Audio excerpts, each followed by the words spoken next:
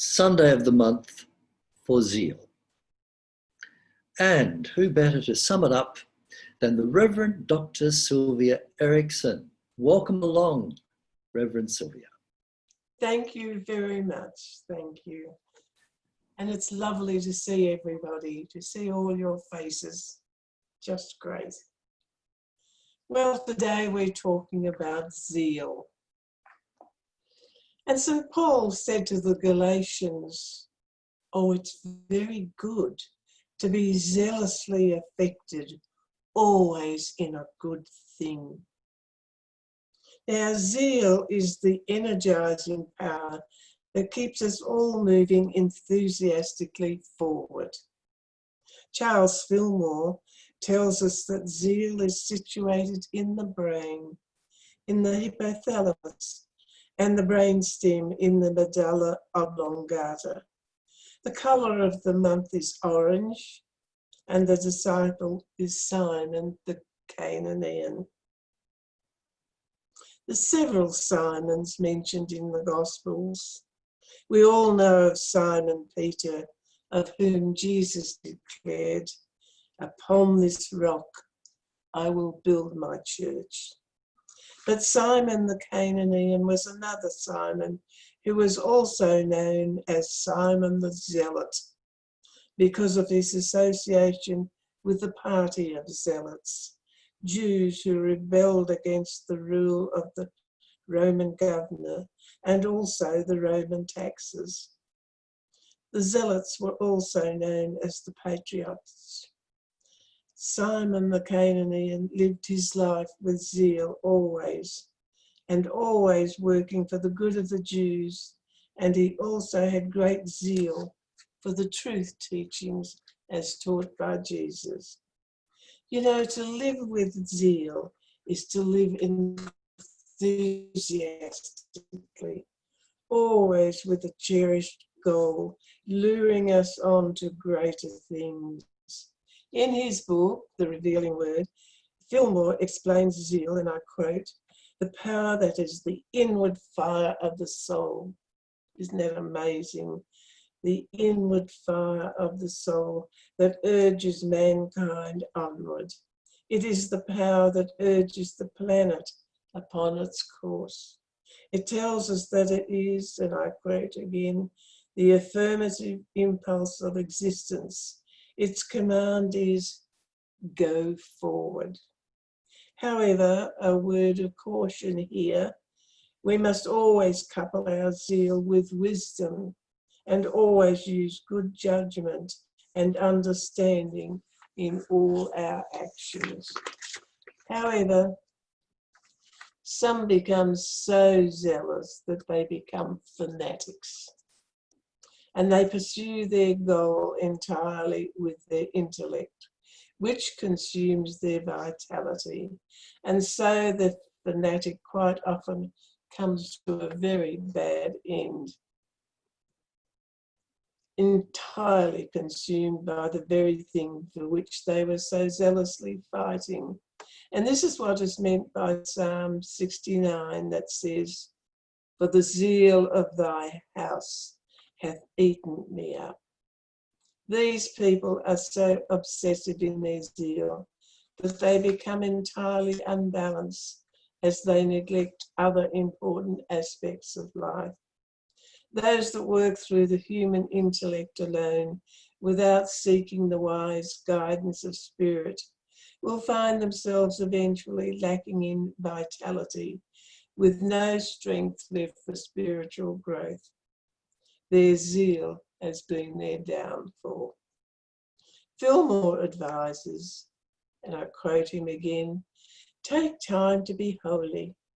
Turn a portion of your zeal to do God's will, to the establishment of God's kingdom within you.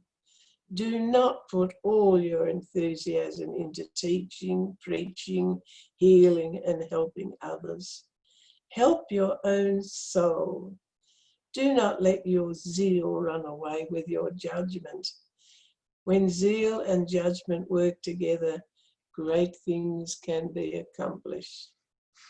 So zeal, coupled with wisdom, can be uplifting and energizing, carrying us forward with great enthusiasm to our desired goal.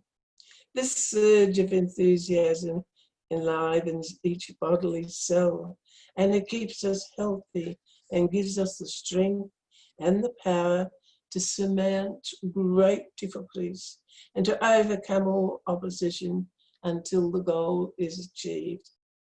Zeal is the sole urge that carries us forward to our God-ordained destiny. So find something that you really enjoy doing and do it with great zeal, and you will be invincible. There are those who say that desire to achieve our personal goals is the cause of all suffering, but we in Unity and New Thought believe that only selfish desire can cause suffering. Selfless desire, working for the good of all in the universe, is implanted in us by our divine Creator and keeps us and the universe progressing forward and upward to bigger and better things. Fillmore also advised us, and I'll quote again, never repress the impulse, the force, the zeal welling up within you. Commune with it in spirit and praise it for its great energy and efficiency in action. At the same time, analyze and direct its course. As zeal alone, it is without intelligence or direction as to results.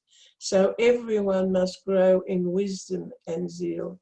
You are not to repress, but to guide the spirit of enthusiasm, which in cooperation with wisdom will bring you happiness and satisfaction. End of quote. Well, I personally have found that to live with zeal is energizing, invigorating, rejuvenating, and it puts a spring in my step as I work towards my chosen goal. There was great upset in my family when in my teens I refused to be confirmed into our local Anglican church. My mother was beside herself with rage, and she argued for the God of the Bible, while I said that I believed in a much more loving God than that of the Old Testament. Well, there was much raising of voices, fists on tables, and closing and slamming of doors, but I was determined to find my God and my people. It took me many years, zealously travelling through various traditional churches, working my way through several spiritual disciplines, until at last I found my God and my people in New Thought. Oh, what a wonderful find that was. Well, I started off with science of mind, and I was thrilled to find a philosophy that actually brought me demonstrations of God's hand working in my daily life. I had never had such evidence from any of my previous traditional church affiliations, for here was a response of God, a divine intelligence that manifested just what I needed at the very time I needed it. A God that helped me achieve my goals, and a God that brought me my people. It was a joy to meet with like-minded people and to pray to my loving Creator. I was so filled with zeal that I wrote to all my friends about my wonderful discovery. Well, I know I've told you all this before, but I'll tell it again. I even achieved my goal of working at sea. And I always said from a little girl, because I came from a seafaring family, I always said, I'm going to go to sea. I'm going to be a sailor when I grow up. Everyone laughed at me and said, oh, you'll never do that. You're a girl. Well, I did do that, because through a series of miracles, I achieved my goal of working at sea and found myself travelling the world as a stewardess on Swedish cargo ships. A whole new life unfolded for me, guided by the New Thought philosophy. I was so filled with zeal for my New Thought discovery that I spent every minute off duty at sea by writing letters to my friends filled with the truth principles I was learning to use in my daily life.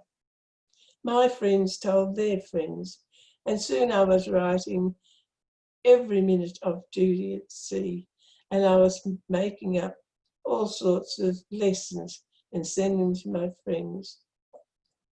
And the postal systems were sometimes unreliable in foreign ports.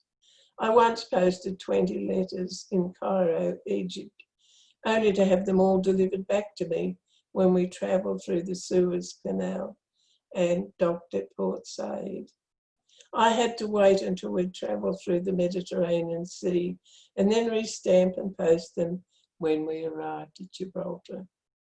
This happened several times in other ports, but such was my zeal that I didn't give up. I kept on writing and posting all about the truth principles for my next 6 years at sea. The first thing I did when I gave up the sea and settled ashore in Sydney was to start a New Thought group in my home. And for the past 60 years, that's a long while, isn't it? I've never lost my zeal for the truth as taught by several New Thought organisations, from Science of Mind to Divine Science, together with Unity.